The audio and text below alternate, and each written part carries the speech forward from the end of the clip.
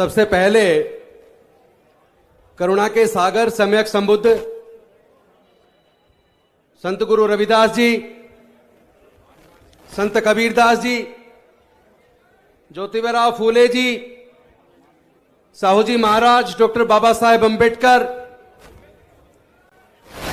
एवं अन्य देश के सभी महापुरुषों के चरणों में कोटि कोटि नमन करते हुए मंच पे आसीन देश के युवाओं के दिलों की धड़कन और दिल्ली के यशस्वी मुख्यमंत्री माननीय अरविंद केजरीवाल जी, उत्तर प्रदेश के प्रभारी एवं राज्यसभा सांसद भाई संजय सिंह जी, पंजाब से लोकसभा के अंदर सांसद भाई भगवंत मान जी, उत्तर प्रदेश के अध्यक्ष सभाजीत जी, सभी किसान खाप के नेतागण, आम आदमी पार्टी के सभी पदाधिकारीगण और दिल्ली और पूरे उत्तर प्रदेश के अलग अलग प्रदेशों, अलग अलग जिलों से आए हुए सभी कार्यकर्ताओं को मैं नमन करता हूं। और आज मैं किसान साथियों से, किसान भाइयों से कहना चाहता हूं, होके मायूस न यूं शाम से ढलते रहिए, जिंदगी भोर है सूरज से निकलते रहिए, एक ही पांव पे ठहरोगे तो थक जाओगे, धीरे धीरे ही सही राह पे चलते रहिए। ये परीक्षा की घड़ी है। आजकल आप सोशल मीडिया पे एक कविता पढ़ते हुए देश के माननीय प्रधानमंत्री मोदी जी को देखते होंगे, जिसमें वो कहते हैं, मैं देश नहीं बिकने दूंगा, मैं देश नहीं बिकने दूंगा। हमें बड़ी देर से समझ आया, वो कहते थे कि मैं देश नहीं बिकने दूंगा, जब प्रधानमंत्री बनूंगा मैं खुद ही देश को बेचूंगा। एक वीडियो के अंदर वो कहते हैं कि रेलवे से मुझसे ज्यादा कोई प्यार नहीं कर सकता, और जो लोग कहते हैं रेलवे बिक रहा है वो झूठ बोल रहे हैं। लेकिन आज तो सचमुच में रेलवे बिक रहा है, एयरपोर्ट बिक रहे हैं, बंदरगाह बिक रहे हैं, गैस कंपनियां बिक रही हैं, बैंक बिक रहे हैं, इंश्योरेंस कंपनी बिक रही है। मैं एक बात आप सब साथियों से पूछना चाहता हूं, और किसान भाई इस बात को शायद मानेंगे भी, कि अगर कोई किसान बच्चों के लिए 100 बीघा जमीन छोड़ के जाता है और उसके बच्चे अगर उस 100 बीघा जमीन में से 90 बीघा जमीन को बेच दे, तो उसके बाद ऐसे पुत्र को कपूत कहते हैं, कपूत। तो देश की संपत्ति को बेचने वाले एक बार अपनी गिरेबान में झांक कर देखें। मुझे लगता है उन्हें देश के लोगों से प्यार नहीं है, उन्हें अपने पूंजीपति दोस्तों से प्यार है।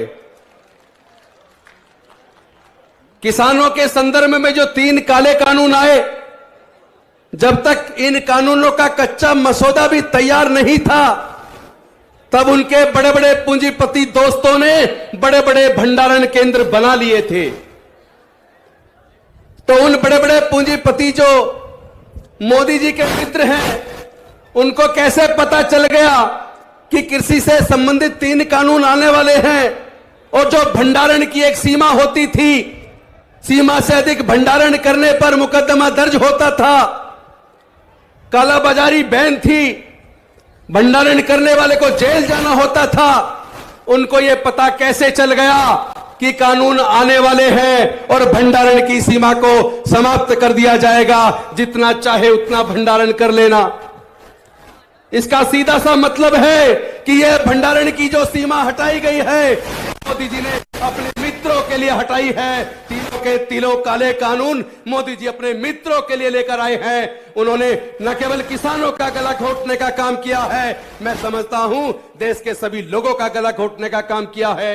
जब भंडारण की सीमा खुल जाएगी, उसके बाद पूरे देश का किसानों से अनाज खरीद के ये बड़े बड़े पूंजीपति अपने भंडारण केंद्रों में जमा कर लेंगे, और जब जनता को उसकी जरूरत पड़ेगी और मार्केट में अवेलेबल नहीं होगा, फिर उसी को कई गुना ज्यादा कीमत पर वो लोग बेचने का काम करेंगे।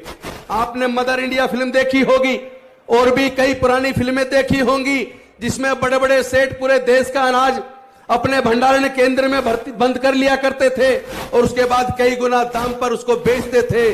उसी तरह की काला बाजारी को आज हमारे प्रधानमंत्री जी ने लीगलाइज कर दिया, उसको कानूनी मान्यता दे दी।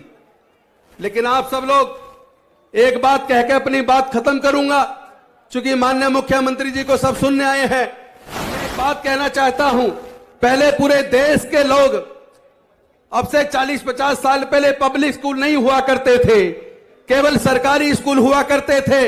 अमीर हो या गरीब हो, सबके बच्चे उन्हीं सरकारी स्कूलों में पढ़ा करते थे और जिस गरीब से गरीब परिवार के बच्चे के अंदर प्रतिभा हुआ करती थी, वो अपनी मेहनत के, काबिलियत के दम पर डॉक्टर बाबा साहेब अंबेडकर की तरह लिखने का काम कर रहे थे। फिर ऐसी क्या वजह हो गई कि एक के बाद एक लगभग 40 साल से प्राइवेट स्कूल खुलते चले गए और सरकारी स्कूल बर्बाद होते चले गए। टीचरों की भर्ती बंद कर दी, सरकारी स्कूलों में पढ़ने का माहौल नहीं छोड़ा। जब पूरे देश में एक ऐसा अंधकार का वातावरण बन गया कि अब गरीबों के बच्चे पढ़ेंगे कैसे, ऐसे में देश के अंदर एक उजाले की किरण के रूप में माननीय अरविंद केजरीवाल दिल्ली से निकल कर आए, जिन्होंने दिल्ली के सरकारी स्कूलों को अपने टोटल बजट का 26% खर्च करके इतना बेहतरीन बना कि आज बड़े बड़े पैसे वालों के बच्चे प्राइवेट स्कूलों से नाम कटाकर सरकारी स्कूलों में भर्ती हो रहे हैं। इसका मतलब यह हो सकता है सरकारी शिक्षा व्यवस्था को सुधारा तो जा सकता है, सरकारी स्वास्थ्य सेवाओं को सुधारा तो जा सकता है, लेकिन अरविंद केजरीवाल की तरह नियत होनी चाहिए, नियत होनी चाहिए। उनके अंदर नियत है तो उन्होंने करके दिखा दिया। अगर दिल्ली के अंदर 200 यूनिट बिजली फ्री हो सकती है, उससे ऊपर सस्ती हो सकती है, तो क्या उत्तर प्रदेश के अंदर बिजली सस्ती नहीं हो सकती? अगर दिल्ली में सरकारी स्कूल अच्छे हो सकते हैं, अस्पताल अच्छे हो सकते हैं, तो क्या उत्तर प्रदेश में नहीं हो सकते? एक्चुअली इनकी नियत नहीं है ठीक करने की। इनको लगता है वोट तो जाति की धर्म के नाम पे मिल जाएगा। इन्होंने लोगों को के बीच में नफरत पैदा कर दी है, आपस में दरारें पैदा कर दी है, यूपी को जंगल राज में तब्दील कर दिया है।